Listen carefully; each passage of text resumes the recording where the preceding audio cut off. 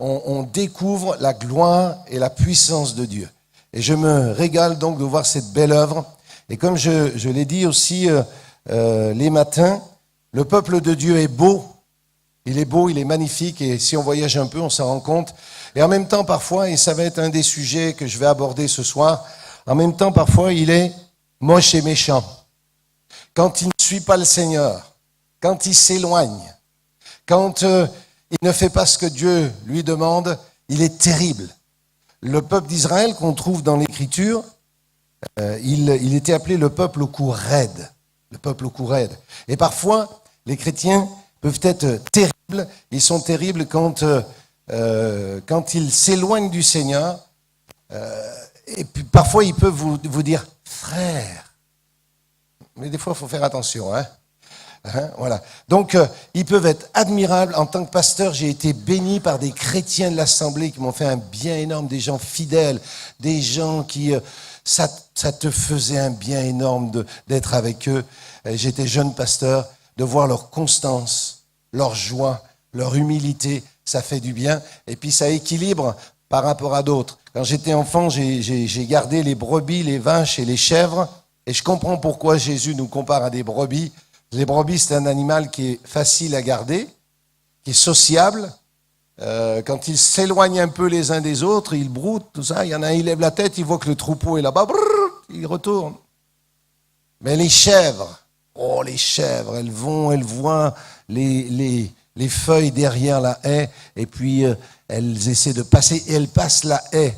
Dans les églises, il y a des brebis, il y a aussi des brebis qui ressemblent à des chèvres parfois. Et ça nous arrive à tous, à un moment ou à un autre, de porter le caractère de la brebis et de porter le caractère de la chèvre. Même dans l'Écriture, il est dit dans le Cantique des Cantiques que la chevelure de la bien-aimée, elle ressemble à un troupeau de chèvres parce que c'est vrai qu'il y a des choses qui sont belles aussi dans les chèvres. Alors parfois, mes amis, le peuple de Dieu, il a de sérieux problèmes et je voudrais adresser avec vous ce soir une des difficultés qu'il peut y avoir et puis aussi m'adresser à une catégorie de personnes ce soir, une seule catégorie de personnes, ce sont ceux qui ont le cœur dur. Et j'ai connu en tant que pasteur des personnes qui avaient le cœur dur. Et ils avaient le cœur dur parce qu'ils avaient beaucoup souffert. Alors avec les années, avec les expériences, puis avec les souffrances, le cœur il se referme. Et plus ça va, plus il se referme. Plus ça va, moins on a envie de parler aux autres et ça devient dur et le cœur devient dur. On va lire tout à l'heure quelques versets dans la sainte parole de Dieu. Et je vous le dis et je vais m'adresser ce soir à ceux qui au milieu de nous sont pas en phase avec le Seigneur, à ceux qui quelque part ont endurci leur cœur. Et Dieu très souvent s'adresse à son peuple et il dit « Pourquoi tu as endurci ton cœur ?» Pourquoi tu as endurci ton cœur? Le pire ennemi du chrétien, ce n'est pas le diable, c'est pas le péché non plus, c'est pas le doute. Le pire ennemi du chrétien, c'est un cœur dur. Vous le voyez affiché, ce texte de la parole de Dieu. Garde ton cœur plus que toute autre chose, car de lui viennent les sources de la vie. Et c'est pourquoi, bien-aimés, ce soir, c'est l'occasion pour chacun, ceux dont le cœur est rafraîchi jour après jour par la présence de Jésus, qui portent le caractère de Jésus, on est appelé à ça, jusqu'à la fin de nos jours, à ressembler à Jésus. On est d'accord? À lui ressembler. Dieu est bon. Dieu est, ça va peut-être vous choquer, Dieu est gentil. Ça vous choque ou pas? Il est gentil, il est bon. Peut-être ça vous semble peut-être un peu péjoratif, mais je veux répéter ça. Il est gentil, il nous aime. Il ne nous en veut pas. C'est souvent, bien sûr, l'accumulation de nos expériences, des difficultés de notre vie qui font qu'on s'éloigne de Dieu. J'ai raconté comment, dans ma jeunesse, j'ai maudit Dieu.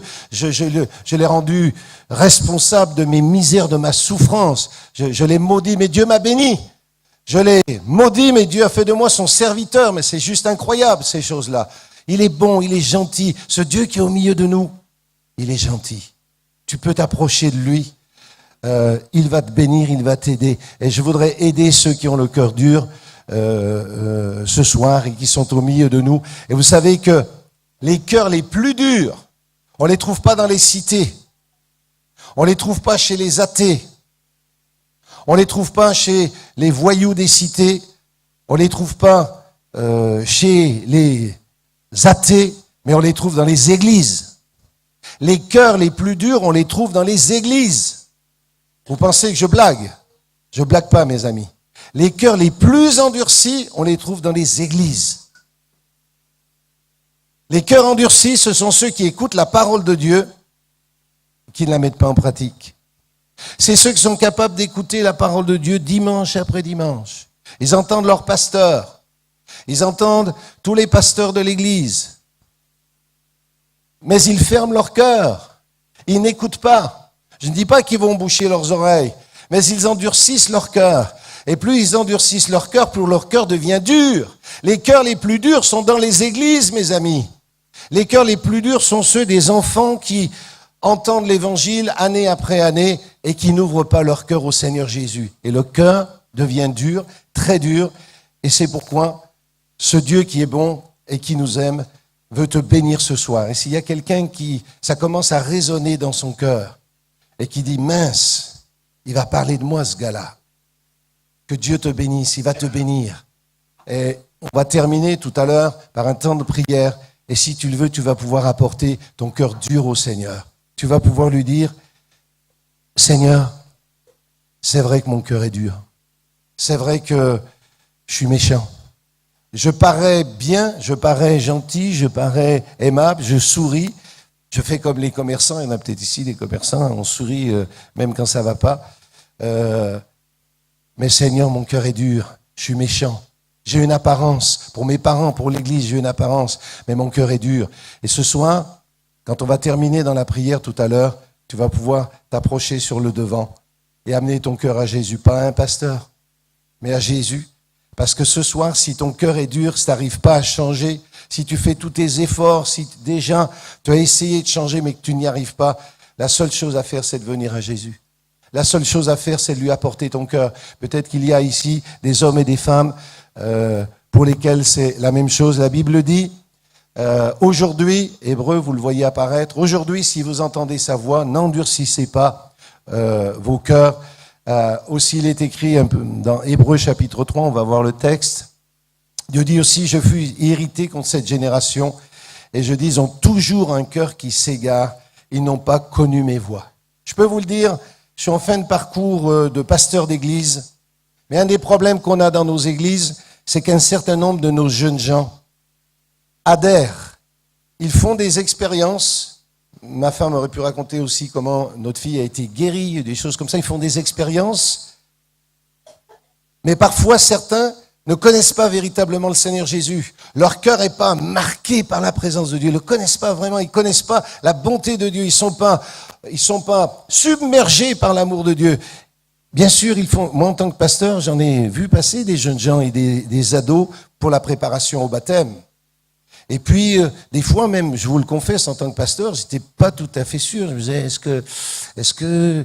Et puis j'ai vu comment Dieu avait mis sa main sur tel ado, et ça m'a surpris, et de voir comment ils avancent, ils se développent. Mais un des problèmes, c'est qu'un certain nombre d'enfants de chrétiens, parfois, avancent sans être vraiment convertis pleinement, sans avoir touché la grâce du Seigneur. Vous savez ce que c'est être converti? C'est dire, Seigneur, si tu ne me viens pas en aide, je meurs. Si tu me m'aides pas, Seigneur, je peux rien faire. Être converti, c'est dire, Seigneur, tu es ma force, mon secours de chaque jour.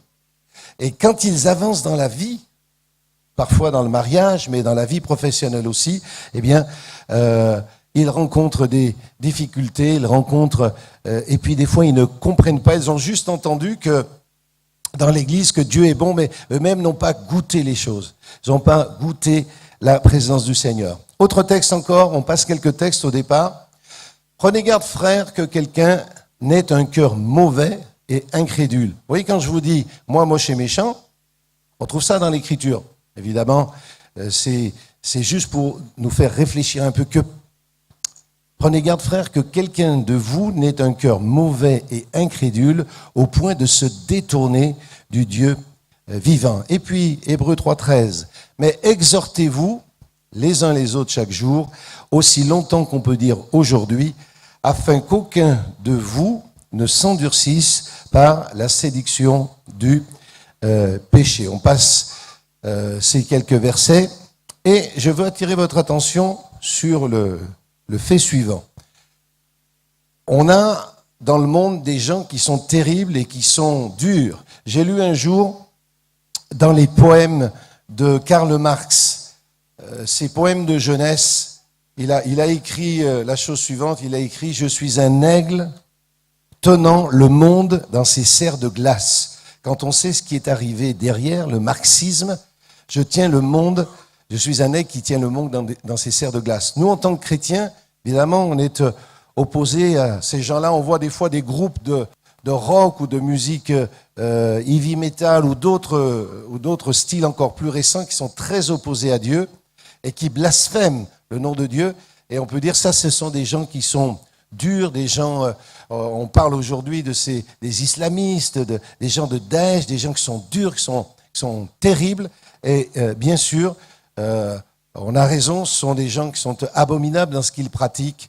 Mais parfois, mes amis, c'est dans les églises qu'on va trouver les cœurs les plus durs, les plus fermés, les plus rebelles à Dieu.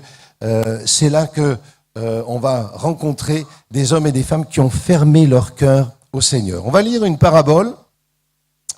Elle va apparaître, voilà. Un semeur sortit pour semer. Comme il semait, une partie de la semence tomba le long du chemin. Mon instituteur m'aurait dit, sur ma rédaction, si j'avais écrit comme ça, il m'aurait mis dans la marge lourd. Un semeur sortit pour semer, comme il semait une partie de la semence. Bon, c'est pas. Mais Dieu veut nous faire comprendre quelque chose, c'est que ce qu'il va mettre en nous, c'est comme une semence. Ça va sortir. Il veut semer en nous des choses. Il veut mettre en nous une puissance. Il veut mettre en nous des choses qui vont être en bénédiction pour les nôtres, pour notre famille, mais aussi pour beaucoup d'autres personnes. Il est dit, une autre partie tomba dans les endroits pierreux où elle n'avait pas beaucoup de terre. Elle leva aussitôt parce qu'elle ne trouva pas un sol profond. Mais quand le soleil parut, elle fut brûlée et sécha faute de racines. Une autre partie tomba parmi les épines. Les épines montèrent et l'étouffèrent. Une autre partie tomba dans la bonne terre. Elle donna du fruit, un grain 100, un autre 60 et un autre 30. Que celui qui a des oreilles pour entendre, entende. Il y a deux sites et deux endroits dans cette parabole qui sont durs. Il y a le chemin. Une partie de la semence tomba le long du chemin. Sur le chemin, c'est dur. Sur le chemin, dans votre jardin, que vous avez un chemin, c'est plus dur que l'endroit où vous faites le jardin. C'est dur. Pourquoi ? Parce que vous y marchez. Une partie de la semence est tombée sur le chemin. Et il y a au milieu de nous des gens qui sont comme le chemin. Ça passe, ça repasse dans tous les sens. Ils entendent la parole de Dieu. Et puis, finalement, le terrain se durcit et la semence ne pénètre pas dans le cœur. Elle ne pénètre pas dans les cœurs. Et puis, il y a les endroits pierreux, il n'y a pas assez de terre. La semence trouve un peu de terre. Et puis, voilà, il y a la pierre. C'est le cœur dur. Dieu ne peut rien faire dans nos vies et dans nos cœurs avec un cœur dur. J'ai besoin que mon cœur s'ouvre. Et pour cela, c'est nécessaire de le lui dire et c'est nécessaire de lui apporter son cœur et sa vie.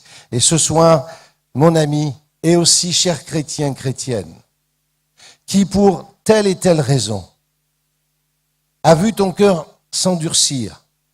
Et à quoi on voit que son cœur s'endurcit ? On regarde les autres d'une manière différente. Moi, quand je me suis converti, j'avais envie d'embrasser tout le monde.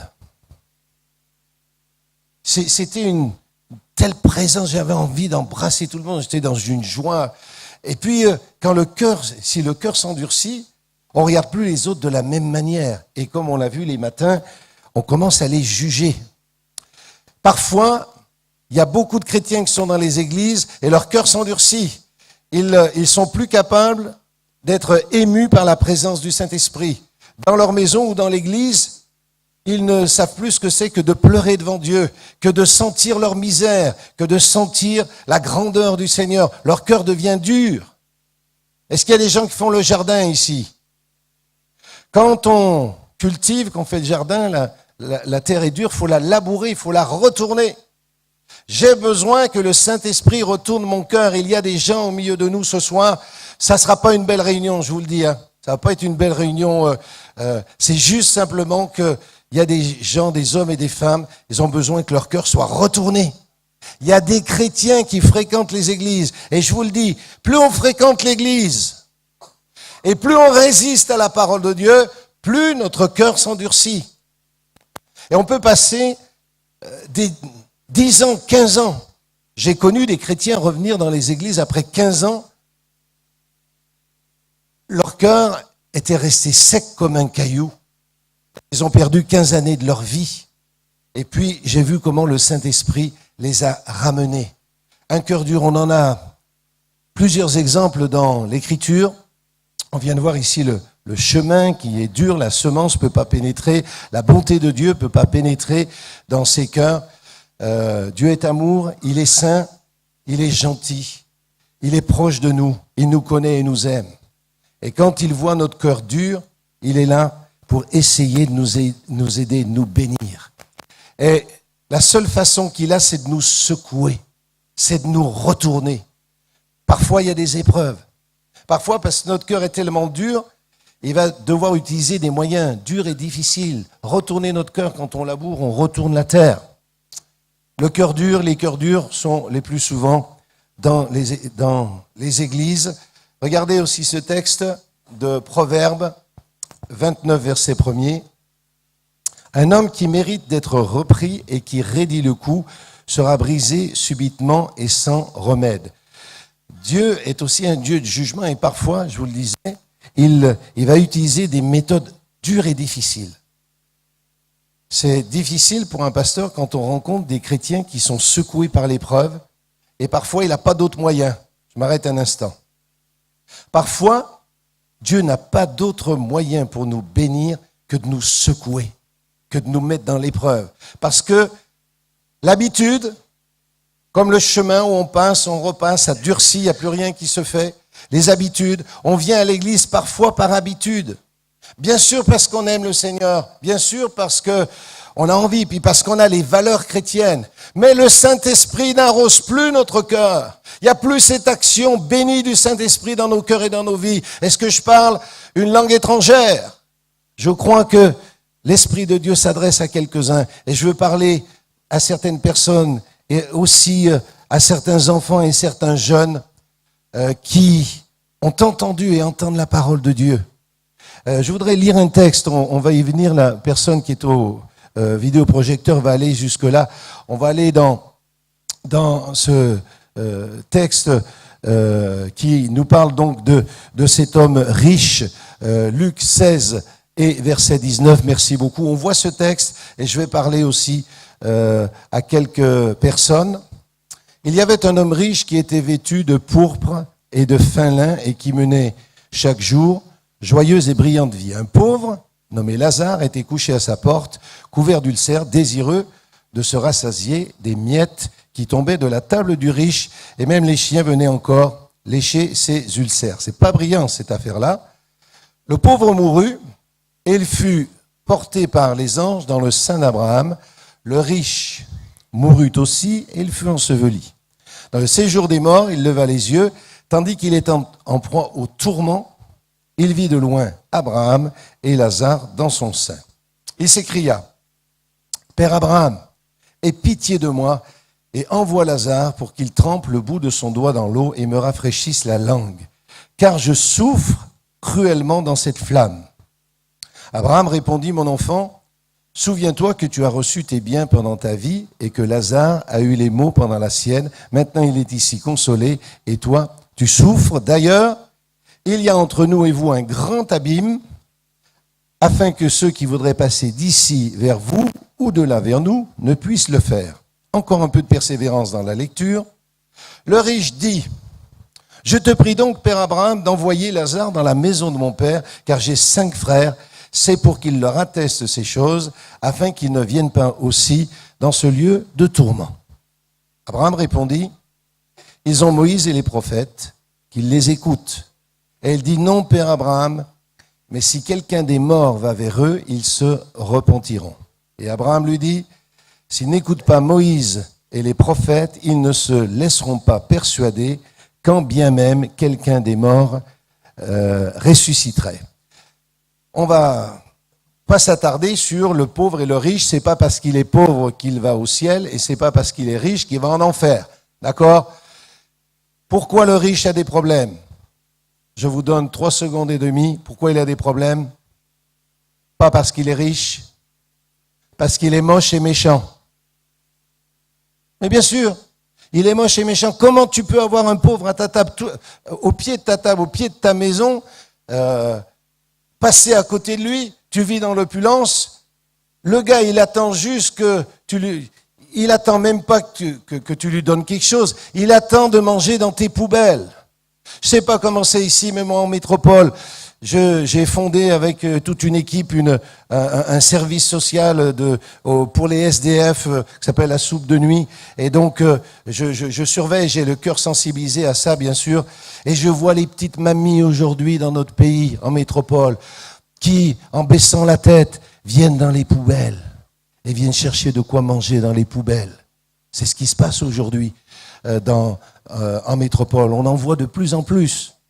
Le gars, il n'est pas dans les difficultés, dans ce lieu de tourment. Vous avez vu ce que Jésus dit? Dieu est bon, il est gentil, mais il nous dit la vérité. Elle nous dit que si on ne fait pas ce qu'il faut, si on ne réforme pas notre cœur et notre vie, si on n'a pas l'humilité de dire « Seigneur, viens me bénir et me changer », alors un lieu de tourment nous attend. C'est comparé à des flammes. Jésus parlait de la Géhenne, la vallée de Gé Ben Hinnom. Les fils de Hinnom, c'était un endroit dans lequel, à Jérusalem, il y avait les poubelles qui brûlaient en permanence, il y avait de la fumée. Donc il parle de la Géhenne, il parle de l'enfer quelque part, même si le mot n'est pas vraiment dans la Bible. Mais ce qu'il dit, c'est que celui qui refuse Dieu, il va être dans le tourment. Déjà sur la terre et dans l'éternité. C'est pourquoi il est fait mention ici de flamme.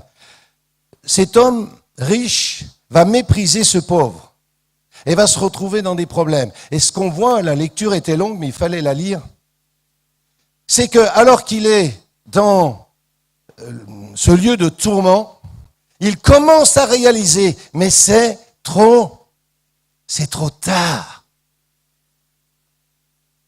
Alors il fait ce qu'il a toujours aimé faire et su faire, qu'on envoie un serviteur. Et il dit à Abraham, envoie Lazare. Ben c'est facile ça d'envoyer Lazare. Moche et méchant. Les gens qui pratiquent le mal. Les gens qui ont un cœur tourné vers le mal.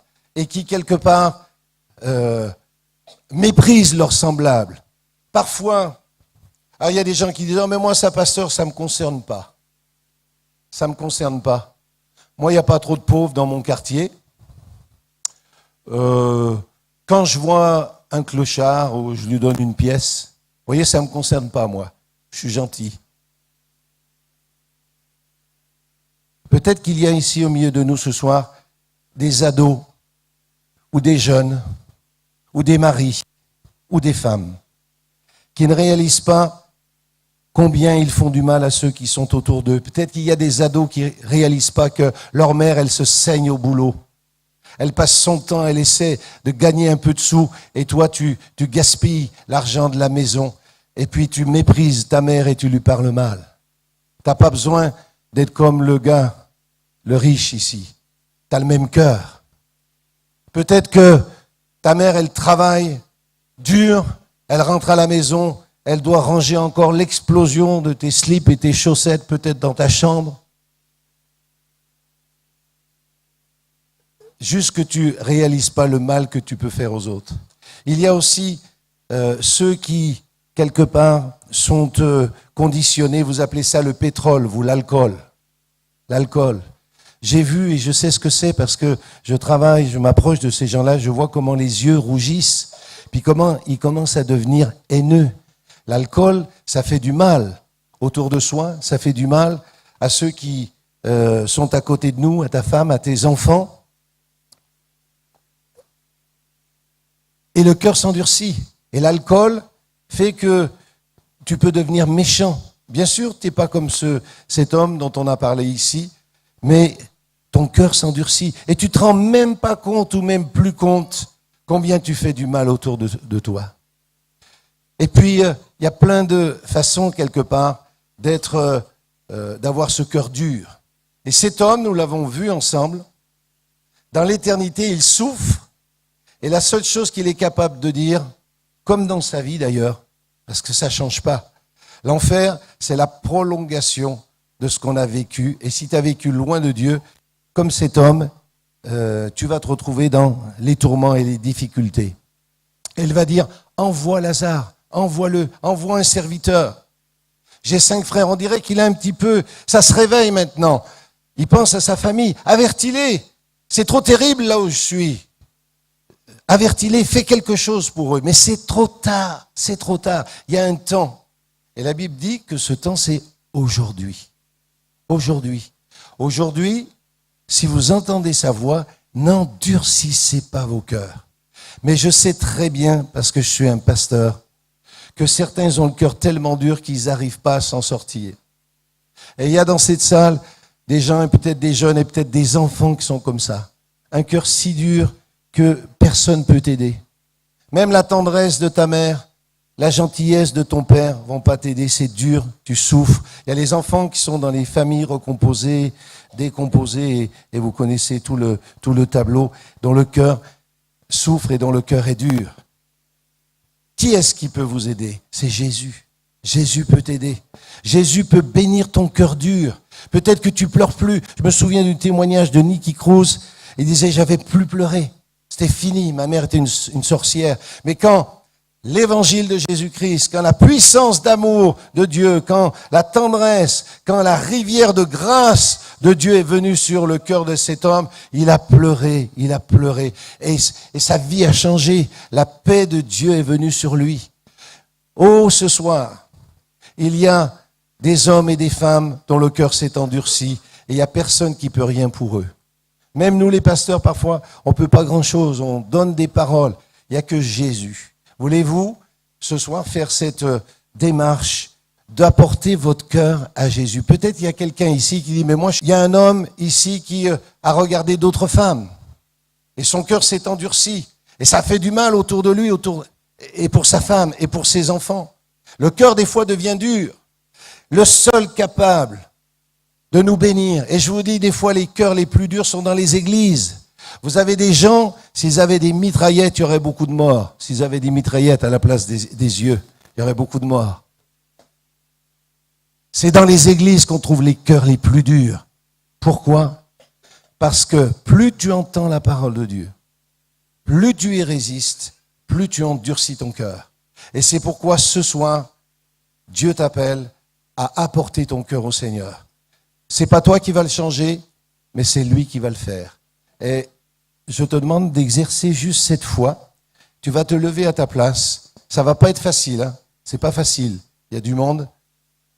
Mais si tu as entendu la parole de Dieu, et si tu crois que Jésus est capable, en mourant sur la croix du Calvaire, il a payé pour toi, il a pardonné tes fautes et tes péchés, il a la puissance, il est bon, et il est capable de faire fondre ton cœur. Quand tu mets une petite noix de beurre sur la poêle, il change d'aspect, il va se mettre à fondre. Tu as un cœur qui est dur, tu fais du mal aux autres, tu n'arrives pas à t'en sortir, c'est plus fort que toi. Tu as essayé, tu es même venu à l'église, tu es des fois allé dans certaines réunions spéciales et ton cœur reste dur. Plus tu attends, plus ça sera dur. J'ai connu des jeunes et je connais encore des jeunes, ils ont tellement résisté que leur cœur devient comme du granit.